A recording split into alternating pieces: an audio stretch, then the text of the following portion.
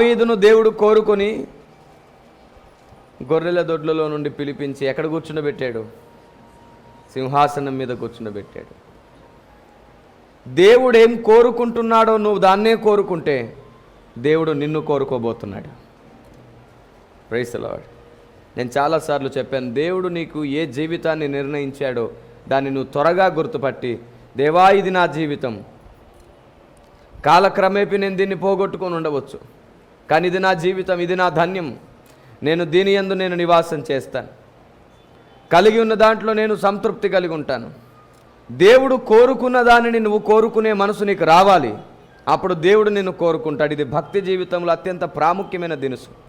మన స్వబుద్ధి పనిచేసినంత వరకు దేవుడు కోరుకునేది ఏది మనకు విలువైందిగా అనిపించదు.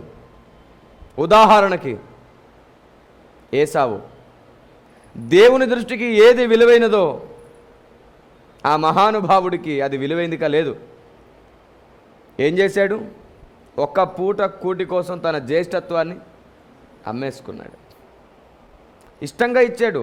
యాకోబేం బలవంతంగా లాక్కోలేదు. ఒక డీల్ జరిగింది అక్కడ. ఇష్టంగానే ఇచ్చాడు. నేను చావబోతున్నాను, నాకు ఈ జ్యేష్ఠత్వం ఎందుకు అన్నాడు.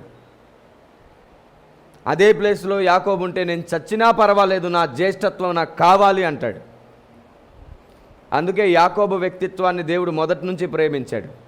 గర్భములో ఉంటుండగానే ఒకరిని ప్రేమించి ఒకరిని ద్వేషించిన ఆ దాఖలాలు మనకు కనబడుతుంటాయి రోమాపత్రిక 9వ అధ్యాయంలో. దేవుని ప్రజ, దేవుడేం కోరుకుంటున్నాడో తెలుసుకోకుండా ఈ జీవనాన్ని కొనసాగుతున్నాను.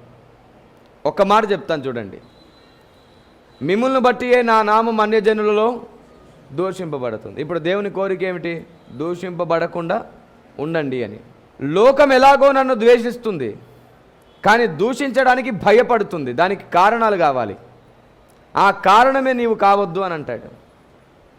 దేవుడు ఏం కోరుకుంటున్నాడు? నీతి, న్యాయము, యథార్థత నీవు కలిగి ఉండడమే కోరుకుంటున్నాడు. దేవుడు నీలో నివాసం చేయాలి అంటే ఆయన కోరుకునేది నువ్వు కోరుకోవడం నేర్చుకోవాలి. నీతి, న్యాయము, యథార్థత ఇదే కదా దేవుడు కోరుకుంటున్నాడు.